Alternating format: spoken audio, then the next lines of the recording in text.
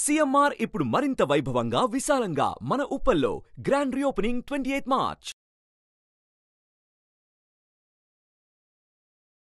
నమస్కారం. సుమన్ టీవీ ప్రేక్షకులకు స్వాగతం. ముందుగా సుమన్ టీవీ ప్రేక్షకులకు శ్రీ క్రోధినామ సంవత్సర ఉగాది శుభాకాంక్షలు. ఈ క్రోధినామ సంవత్సరం ద్వాదశ రాశుల వారికి ఈ రకంగా ఉండబోతుంది. నవగ్రహాల స్థితిగతులు ఎలా ఉన్నాయి, వాటి వల్ల ఎటువంటి ఫలితాలు వెలువడున్నాయి అనే విషయాన్ని తెలియజేసేందుకు మనతో పాటు ఉన్నారు శ్రీ వీరబ్రహ్మేంద్ర స్వామి ఉపాసకులు, ప్రాచీన సంఖ్య మరియు ప్రశ్నాశాస్త్ర నిపుణులు కృష్ణమాచార్యులు గారు. గురుగారు నమస్కారం అండి. జై వీరబ్రహ్మ జై గోవిందమాంబ జై. నమస్కారం అమ్మ. గురుగారు, వృషభ రాశి వారికి ఈ క్రోధినామ సంవత్సరం గవ్వల్ శాస్త్ర ప్రకారం ఏ రకంగా ఉండబోతుందో తెలియజేస్తారా? శివాయ బ్రహ్మణే నమ, వీరబ్రహ్మేంద్ర స్వామిని నమో నమ. జై వీరబ్రహ్మ జై గోవిందమాంబ జై. వృషభ రాశి వారికి ఆదాయం 2, వ్యయం 8, రాజ్యపూజ్యం 7, అవమానం 3. జీవిత లక్ష్యం కోసమే కాకుండా వృషభ రాశి జాతకులు మీరు చేస్తున్న వృత్తి, వ్యాపార సంబంధమైనటువంటి విషయాల్ని వేగవంతంగా విస్తరణ చేసేటువంటి అవకాశం ఉంది. కొన్ని పరిస్థితుల నేపథ్యంలో జన్మ రాశిలోకి, జన్మ లగ్నంలోకి దేవగురు బృహస్పతి వచ్చినప్పటికీ శత్రు సంబంధమైనటువంటి చర్యలు అవ్వచ్చు, మీ గత జీవితానికి సంబంధించినటువంటి కొంతమంది వ్యక్తుల వల్ల అవ్వచ్చు కొన్ని ఇబ్బందులు, సమస్యలు, ప్రతిబంధకాలు. పాత మిత్రుల్ని మళ్ళీ కలుసుకోవటం వల్ల మీకు సంబంధించినటువంటి ఆ అధికారయుక్తమైనటువంటి పదవి, అధికారయుక్తమైనటువంటి పరపతి, లేదా మీ దగ్గర ఉన్నటువంటి ధనం లేదా సమయం, వీటిని చక్కగా వాళ్ళు వినియోగించుకుంటారు. మీకు ఏదైనా ఇబ్బందులు సంభవించేటువంటి అవకాశం ఉంది. అనుకూలవంతమైనటువంటి స్థితిగతులు ఉన్నప్పటికీ మిశ్రమమైనటువంటి ఫలితాల్లో కూడా చాలా అద్భుతమైనటువంటి స్థితి కలిగేటువంటి అంశం ఒకటి వృషభ రాశి వారికి ఉంది. ఎప్పుడో మీరు కొన్నటువంటి స్థిరచరాస్తులు లేదా వారసత్వంగా లభించినటువంటివి ఏవైతే ఉన్నాయో వాటి యొక్క విలువలు అమాంతంగా పెరుగుతాయి. మీరు ఏ పని చేయకపోయినా వృత్తి, ఉద్యోగ, వ్యాపార సంబంధమైనటువంటి విషయాల్లో ఎక్కువగా పెట్టుబడులు చేస్తూ ఫలితం అన్నటువంటిది వెంటనే ఆదాయ మార్గంలో లేకపోయినప్పటికీ కూడా, అంటే మీకు ఆదాయం అన్నటువంటిది మీరు చేసే వ్యాపారం నుండి లేకపోయినా స్థిర చరాస్తులు, భూ సంబంధమైనటువంటి విషయాల్లో విశేషించినటువంటి ఆదాయాన్ని మీరు తప్పకుండా పొందేటువంటి అవకాశం ఉంది. స్వగృహం లేని వాళ్ళకి సొంతింటి కల నెరవేరుతుంది. వాహన సంబంధమైనటువంటి విషయాలు అనుకూలంగా ఉన్నాయి. తల్లి లేదా తండ్రి వీరికి సంబంధించినటువంటి ఆరోగ్యపరమైనటువంటి అంశాల్లో ఒక చిన్న ఇబ్బంది ఏర్పడటం, ఇది మానసికమైనటువంటి సంఘర్షణకి కారణమయ్యేటువంటి అంశంగా మనం చెప్పచ్చు. సంతానపరమైనటువంటి అంశాలు బాగున్నాయి. భవిష్యత్తు అనుకూలవంతంగా ఉంది. కానీ తీవ్రమైన నరఘోష, నరదిష్టి, నరపీడ ప్రభావాల వల్ల వృషభ రాశి జాతకులకి శత్రు సంబంధమైనటువంటి వ్యక్తులు వీళ్ళ యొక్క పురోగతి చూడలేక, వీళ్ళ యొక్క అభివృద్ధిని చూసి ఓర్వలేక కొన్ని ఇబ్బందులు పెట్టేటువంటి ప్రయత్నం అయితే మాత్రం ఈ సంవత్సరంలో జరిగినప్పటికీ దైవం మానుష రూపేణ అన్నట్టుగా ఒక క్లిష్టమైనటువంటి పరిస్థితుల్లో భగవంతుడే మన పక్కన నించున్నాడనో, కాలం మనకు కలిసి వచ్చిందనో కొన్ని విపత్కరమైనటువంటి పరిస్థితులను కూడా తప్పించుకునేటువంటి అవకాశం ఉంది. కాబట్టి ఏది ఏవైనప్పటికీ కూడా ఈ వృషభ రాశి జాతకులు పాత మిత్రులతో, శత్రు సంబంధమైనటువంటి వ్యక్తులతో తస్మాత్ జాగ్రత్తగా ఉండడం చెప్పదగిన సూచన.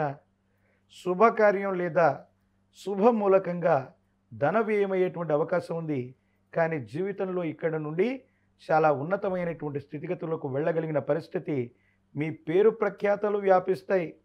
మీ వృత్తి లేదా ఉద్యోగం లేదా వ్యాపార సంస్థల్ని విస్తరించడానికి ఇది అనువైనటువంటి సంవత్సరంగా మనం చెప్పాలి. గురుగారు, విద్యార్థులకు ఎలా ఉండబోతుంది? అలాగే ఇప్పుడు ఎన్నికలు కూడా ఉన్నాయి కాబట్టి రాజకీయ నాయకులకి ముఖ్యంగా ఏ రకంగా ఉండబోతుంది? 2024 మే 1వ తారీఖు తర్వాత ఎవరైనా విద్యార్థులు పరీక్షలు రాసిన, పోటీ పరీక్షలు రాసిన వారు అనుకున్నటువంటి ప్రథమ శ్రేణి అవ్వచ్చు, ఉన్నతమైనటువంటి విషయాల్లో వాళ్ళు ఉత్తీర్ణులు అవుతారు.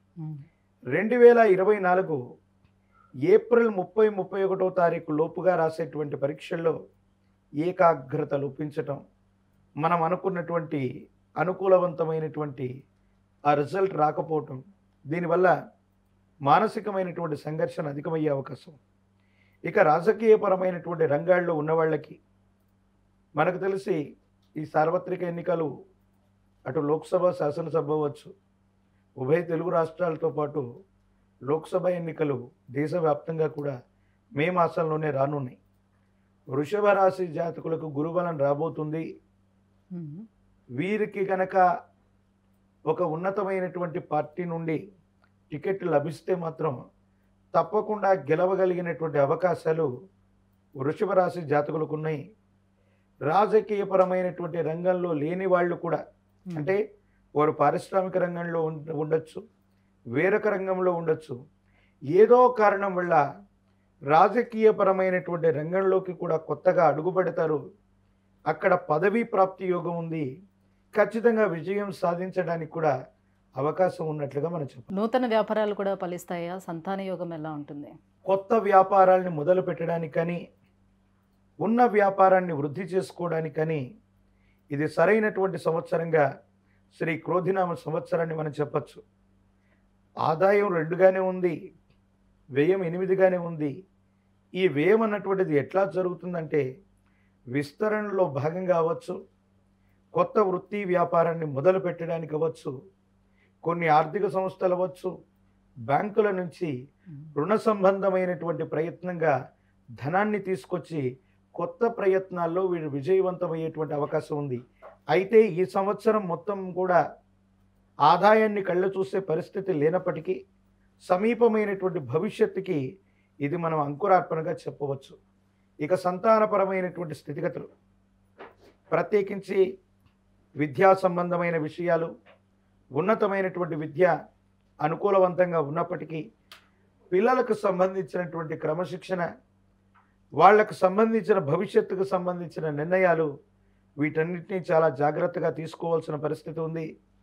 ఉన్నతమైనటువంటి విద్య విషయంలో అవ్వచ్చు, పిల్లల యొక్క వ్యక్తిగతమైనటువంటి జీవితంలో అవ్వచ్చు, మీరు తీసుకునే నిర్ణయాన్ని అవ్వచ్చు, కుటుంబ సభ్యులు తీసుకునే నిర్ణయం అవ్వచ్చు, మళ్ళీ ఒకసారి పునరాలోచించి నిర్ణయాన్ని తీసుకోవటం చెప్పదగినటువంటి సూచన. గురుగారు, ఇంకా ఎటువంటి పరిహారాలను పాటించుకుంటే, ఏ దైవాన్ని వాళ్ళు స్మరిస్తే ఇంకా శుభ ఫలితాలు ఉంటాయి? దేవగురు అయినటువంటి బృహస్పతి, సాక్షాత్తు గురుతుల్యులైనటువంటి అవతార పురుషులు, చక్కగా గానుగాపురంలో ఉన్నటువంటి దత్తాత్రేయ స్వామివారు అవ్వచ్చు, కందిమల్లైపల్లె పురసంస్థానంలోని వీరబ్రహ్మేంద్ర స్వాముల వారు అవ్వచ్చు, మంత్రాలయ క్షేత్రంలోని రాఘవేంద్రుల వారు అవ్వచ్చు, విశేషవంతమైనటువంటి గురుదేవతల్ని, ఈ అవతారమూర్తుల్ని పూర్ణతిథిగా పిలువబడేటువంటి పౌర్ణిమ రోజు గురుదేవత ఆలయ ప్రాంగణానికి వెళ్ళి నిద్ర చేసి శనగలు లేదా శనగపిండితో తయారు చేసినటువంటి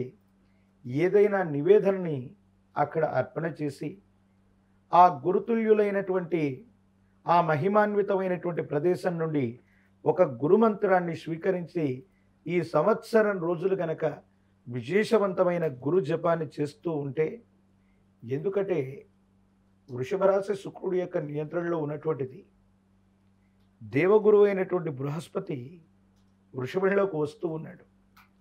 కొన్ని సందర్భాల్లో ఈ గురు శుక్రుల యొక్క కలయిక వృషభంలో ప్రస్తుతానికి లేకపోయినప్పటికీ దేవగురువు అయినటువంటి బృహస్పతి శుక్రుడు వీళ్ళకి సంబంధించిన నియంత్రణ ఎలా ఉంటుందంటే, ధనం మనకు రావాల్సింది మన చుట్టూనే ఉంటుంది, సమయానికి అది రాదు.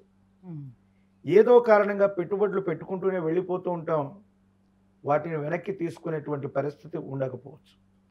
భార్యాభర్తలకు సంబంధించినటువంటి స్థితిగతుల్లో కూడా ఏవైనా సరే చిన్న చిన్న పొరపాట్లు, అభిప్రాయ భేదాలు ఇవన్నీ కూడా జరుగుతూ ఉండొచ్చు. కాబట్టి ఈ విధమైనటువంటి స్థితిగతులు ఉంటాయి. కాబట్టి దేవగురు అయినటువంటి బృహస్పతిని మరింత పాజిటివ్ చేసుకోవడానికి ఈ విధమైనటువంటి గురుదేవత ఆరాధన చేయటం, శనగలు లేదా శనగపిండి దేవగురు అయినటువంటి బృహస్పతికి చాలా విశేషవంతమైంది. మీరు చక్కగా కాళహస్తీశ్వర స్వామి ఆలయ ప్రాంగణంలోనే దక్షిణముఖంగా చూస్తూ ఉన్నటువంటి దక్షిణామూర్తి వారిని గనక గురువారం పూట కానీ ప్రత్యేకించి పౌర్ణమి పూట కానీ దర్శనం చేసుకుంటే ఇంకా వేగవంతమైన ఫలితాలు వస్తాయి. అలాగే గానుగాపుర క్షేత్రం, కంది మల్లయ్య పిల్ల పురుషంస్థానం ఇవేవైనప్పటికీ పౌర్ణమి రోజున విశేషం. రాబోయేటువంటి ప్రతి పౌర్ణిమ రోజు కూడా నియమనిష్టలతో కూడిన జీవన విధానంతో ఉంటూ గురుమంత్ర జపం చేయటం, అవకాశం ఉంటే గురు సంబంధమైనటువంటి క్షేత్రంలో నిద్ర చేస్తే విశేషవంతమైన బృహస్పతి బలాన్ని మీరు తప్పకుండా పొందేటువంటి అవకాశం కనపడుతుంది. గురుగారు, వృషభ రాశి వారికి ఈ గవ్వల శాస్త్ర ప్రకారం ఈ క్రోధినామ సంవత్సరం ఎలా ఉండబోతుంది, వాళ్ళు ఎటువంటి పరిహారాలను పాటించుకోవాలనే విషయాన్ని తెలియజేసినందుకు ధన్యవాదాలండి. జై వీరబ్రహ్మ జై గోవిందమాంబ జై. సుమన్ టీవీలో మీ పర్సనల్ అండ్ బిజినెస్ ప్రమోషన్స్ కోసం కింది నెంబర్కి కాంటాక్ట్ చేయండి.